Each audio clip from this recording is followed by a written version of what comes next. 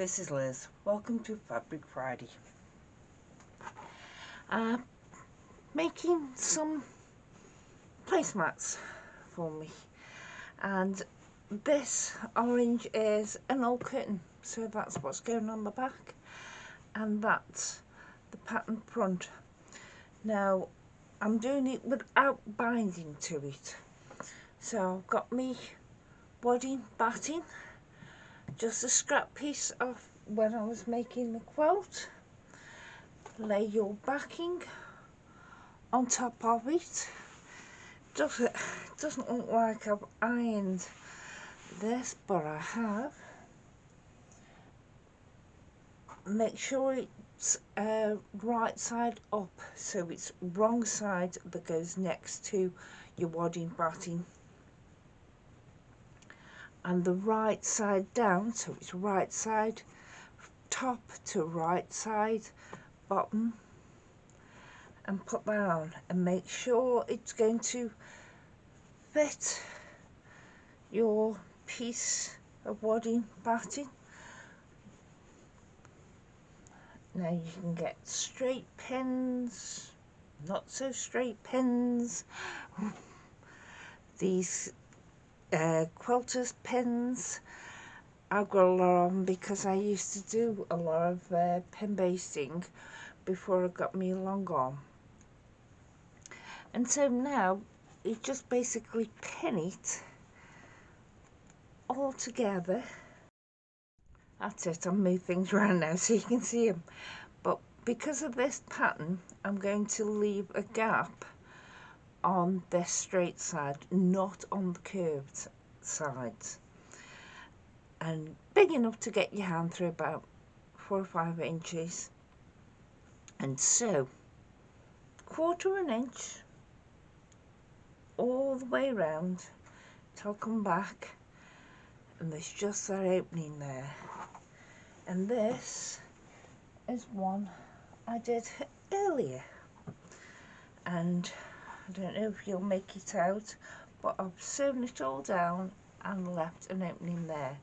So now it's trim it all around and clip into the bits and also around the fans at the top, so it'll turn nice, and then just grab and turn. I'll show you when I get to that point. So I've sewn around it, you can possibly see it better on the back, on the wadding batting side,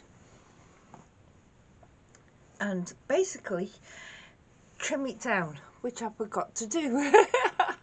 I'm going to do that now. That's it. I've now trimmed it down. Now I haven't bothered, but if they're curved like this, you can go in and trim up to your stitches. If it's straight, you don't need that. If it's curved outwards, you also need to trim to your stitches. I can't be bothered, these are just for me. It was a pattern I was trying out with the fans and also the middle bits, so that's why they're on old curtain backing. And you just basically put your hand inside it, in between the top and your backing, just pull some of it through.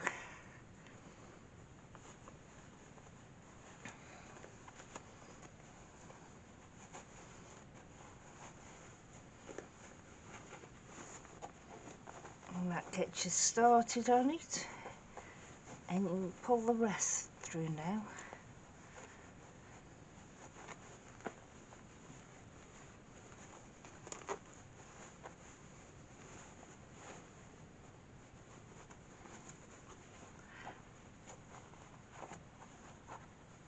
And get something in there to push out all the edges.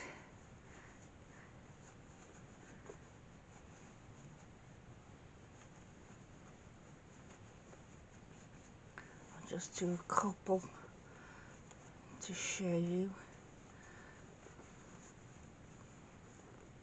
Like I said, it would be easier, they would sit smoother if you went in and trimmed them up, but I haven't.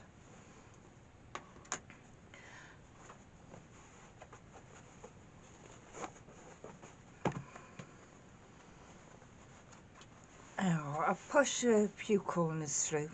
What you need to do then is this fold, just fold it over 1/4 of an inch. Oh.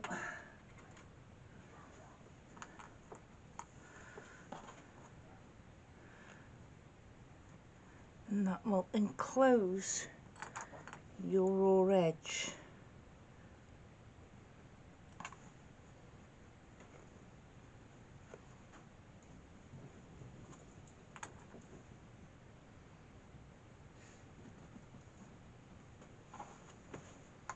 There.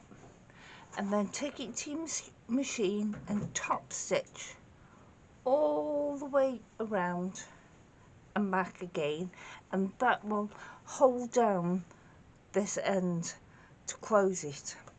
And then you can quilt it in any way you want. You can do straight lines, free motion, whatever. I've already done one and I just did straight lines along it, and that's it. That's ideal for a little one for me, because you can see the quilting stitches on the back there. Perfectly fine. And I got to try out a pattern for these fan shapes, and yes, they do make nice scallops. So I know I can do them for a pattern that I wanted to do for somebody, and I know how to do the Hunter Star now. So these were just practice bits, but they're now a placemat for me, and it's easy, simple to do. Thank you. Bye.